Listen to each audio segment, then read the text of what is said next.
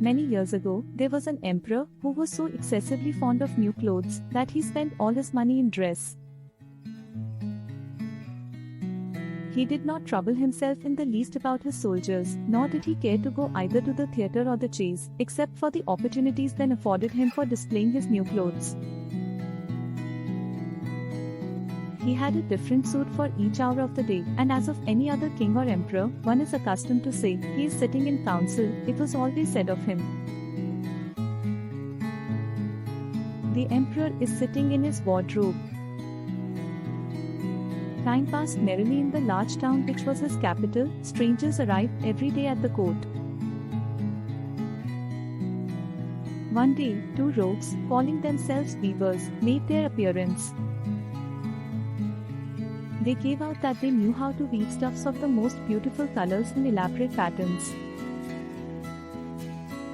The clothes manufactured from which should have the wonderful property of remaining invisible to everyone who was unfit for the office he held, or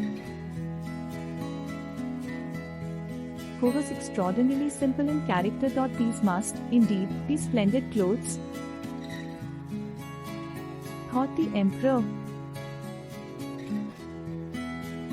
Had I such a suit, I might at once find out what men in my realms are unfit for their office, and also be able to distinguish the wise from the foolish.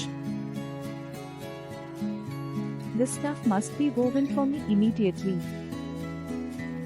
And he caused large sums of money to be given to both the weavers in order that they might begin their work directly. So the two pretended weavers set up two looms, and affected to work very busily, though in reality they did nothing at all. They asked for the most delicate silk and the purest gold thread, put both into their own knapsacks, and then continued their pretended work at the empty looms until late at night. "I should like to know how the weavers are getting on with my cloth," said the emperor to himself. After some little time had elapsed, he was, however, rather embarrassed when he remembered that a simpleton, or one unfit for his office, would be unable to see the manufacture. To be sure, he thought he had nothing to risk in his own person, but yet, he would prefer sending somebody else to bring him intelligence about the weavers and their work before he troubled himself in the affair. All the people throughout the city had heard of the wonderful property the cloth was to possess, and all were anxious to learn how wise, or how ignorant, their neighbors might prove to be. "I will send my faithful old minister to the weavers," said the emperor at last. "After some deliberation, he will be best able to see how the cloth looks. For he is a man of sense, and no one can be more suitable for his office than he is." So the faithful old minister went into the hall, where the knaves were working with all their might, at their empty looms. "What can be the meaning of this?" thought the old man, opening his eyes very wide.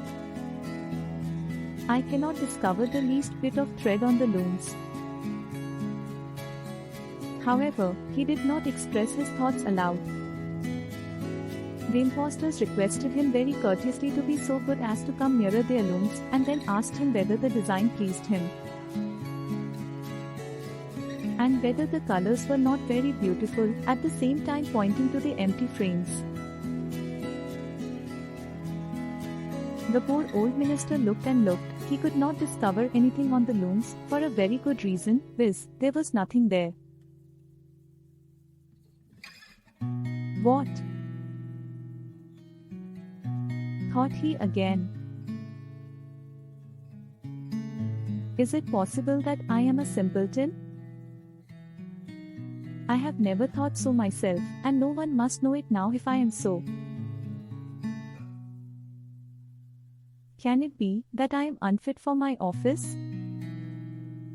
No, that must not be said either. I will never confess that I could not see the stuff." "Well, Sir Minister," said one of the knaves, still pretending to work, "you do not say whether the stuff pleases you." "Oh, it is excellent. replied the old minister, looking at the loom through his spectacles. This pattern, and the colors, yes, I will tell the emperor without delay, how very beautiful I think them. We shall be much obliged to you, said the impostors, and then they named the different colors and described the pattern of the pretended stuff. The old minister listened attentively to their words, in order that he might repeat them to the emperor, and then the knaves asked for more silk and gold, saying that it was necessary to complete what they had begun. However, they put all that was given them into their knapsacks, and continued to work with as much apparent diligence as before at their empty looms. The emperor now sent another officer of his court to see how the men were getting on, and to ascertain whether the cloth would soon be ready. It was just the same with this gentleman as with the minister. He surveyed the looms on all sides, but could see nothing at all but their empty frames. Does not this stuff appear as beautiful to you, as it did to my lord the minister? Asked the impostors of the emperor's second ambassador, at the same time making the same gestures as before, and talking of the design and colors which were not there. I certainly am not stupid, thought the messenger. It must be that I am not fit for my good, profitable office. That is very odd. However, no one shall know anything about it. And accordingly he praised the stuff he could not see, and declared that he was delighted with both colors and patterns.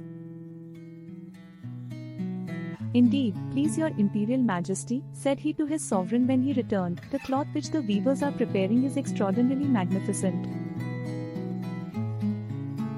The whole city was talking of the splendid cloth which the emperor had ordered to be woven at his own expense. And now the emperor himself wished to see the costly manufacture, while it was still in the loom.